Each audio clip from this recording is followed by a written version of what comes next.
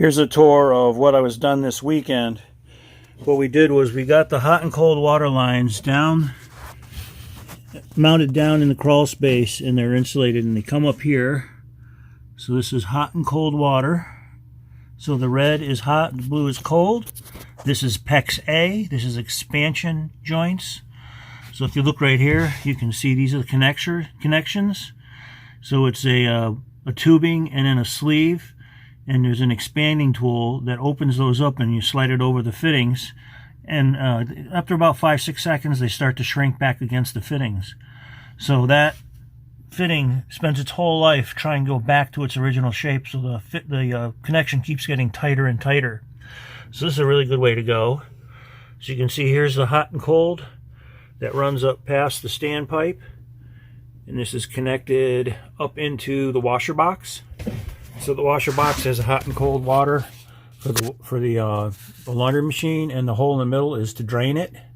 And the two these two things here are called hammer arresters. So when the solenoid closes the water real fast, there's a water hammer effect that can travel through the pipes and damage fittings. So that's like a little shock absorber that prevents that hammering from happening. So these have a separate quarter turn on and off. I have them capped right now. So now this is the hot and cold for the washer.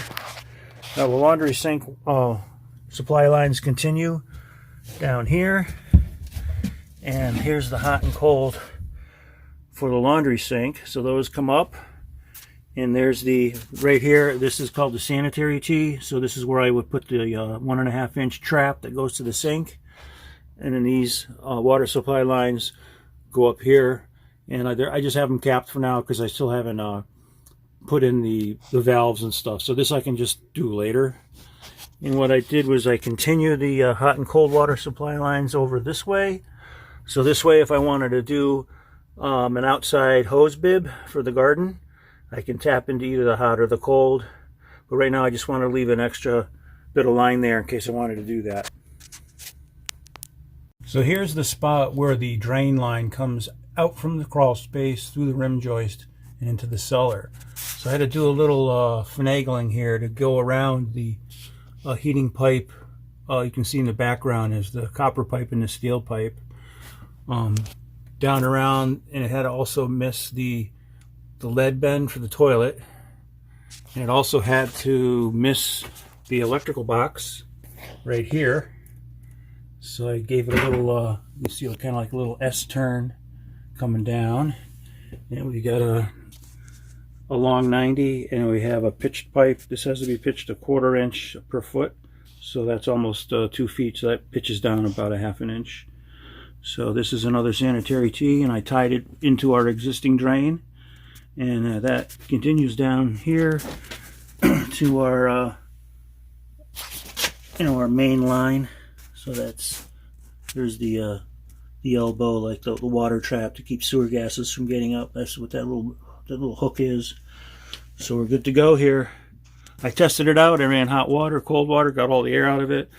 I'll let it run for a while. Check the pipe for any leaks. There were no leaks on the water supply or the drain. So we're golden. Okay, the last thing I got to do is down in this crawl space, there's no insulation in the area I was working. So what I need to do is, you can see these are the hot and cold PEX pipes that continue down this area and come up through the floor down a little ways. So those are already insulated by themselves, but I also need to insulate this entire cavity with some fiberglass bat.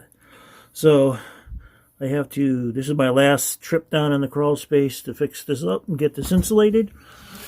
So my plan is to harvest some insulation that we already have kicking around and recycle it and cut it to the right width and get it in there.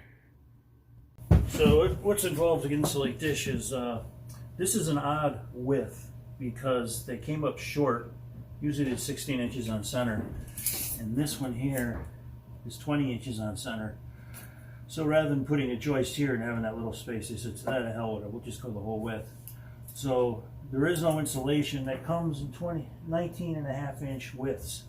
So what I have to do is cut my own to fit. So this is 19 and a half. 19 and a half. 19 and a half. All right. So what I got to do is probably cut it to like 20 and a half. That way it's kind of a tight fit, and when I push it in there, it'll kind of scrunch against the edges, and that'll help to hold it in. Plus I'll put something underneath here that runs across it to keep it from falling down, like a plywood cleat or something like that. So for now I got to cut some pieces. I'm going to go with 20 and a half on the width.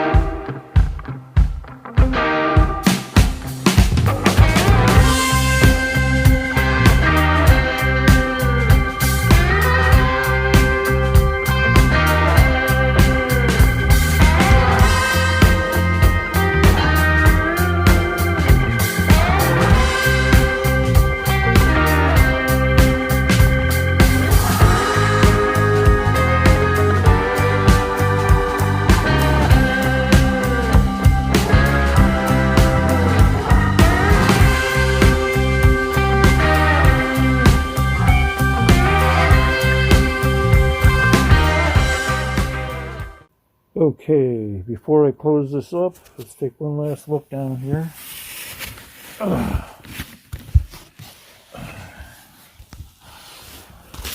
Alright, I'm under the crawl space, what I hope is the last time.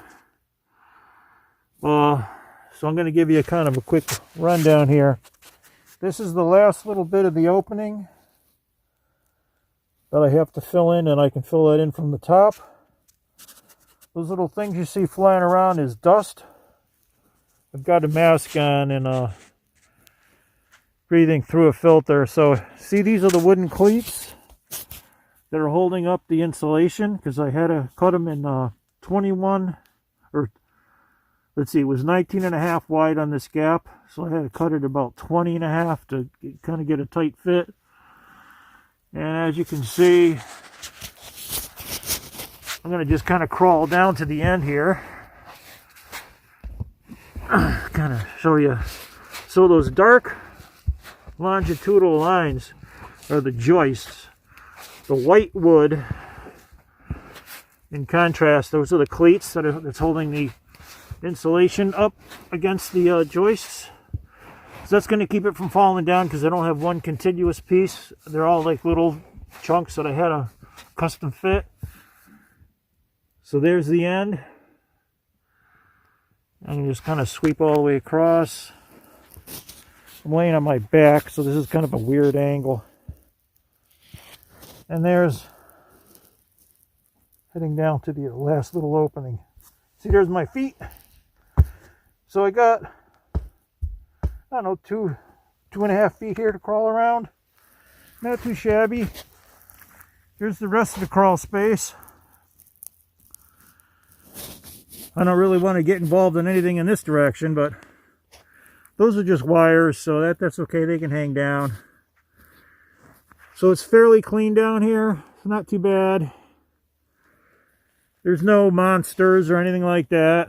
Over in that corner, now if you can see it, is a vent. See one little dot of light and some pink. So that's been, I'll put some foam in there. There's another one over here. So that was foamed up from the outside because we had some really bad rain, and we didn't want any water coming up and over that entry point and getting water down here. So I blocked it in with foam sheet. Did the same thing on the other end. Down there, you can kind of barely see a pinkish square. And there is another entry point. I don't know if you can see it. It's way in the corner. There's a casement window that comes in here from the regular part of the cellar. So I can get in here from down there. It's kind of a long crawl through cobwebs and stuff. I don't want to get involved with that. So this is my last trip down here. I'm going to crawl out now. This is the opening that has to be closed up, and I can do that from the top. And we're all done down here. And Steve can put the subfloor down above this area, which is going to be the refrigerator and the pantry cabinets. So that's it for me down here. Got a little more work to do topside. So let me just see if I can get back up here. And here's where the washer drains through the rim joist. Kind of see it. It goes into the cellar. So I got to insulate that cavity there as well where I close this up. And there's the entry points for the PEX water lines and the electrical. So kind of seal that up as well. So let me get out of here.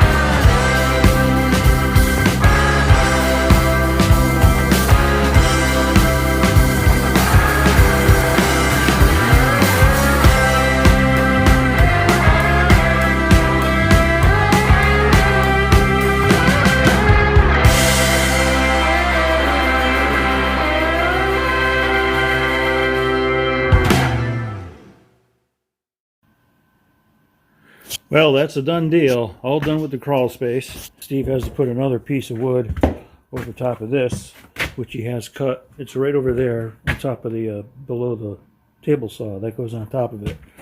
So this is all set. I got to do a little insulating in that corner right there from the bottom of the cellar. But essentially we are done. I just got to clean up this mess and put all this crap away and then take a break and clean up. Here's the aftermath of a weekend of work. So here's this is all my plumbing tools. This is the compression fittings for PEX B. So here's a couple of fittings that have been done.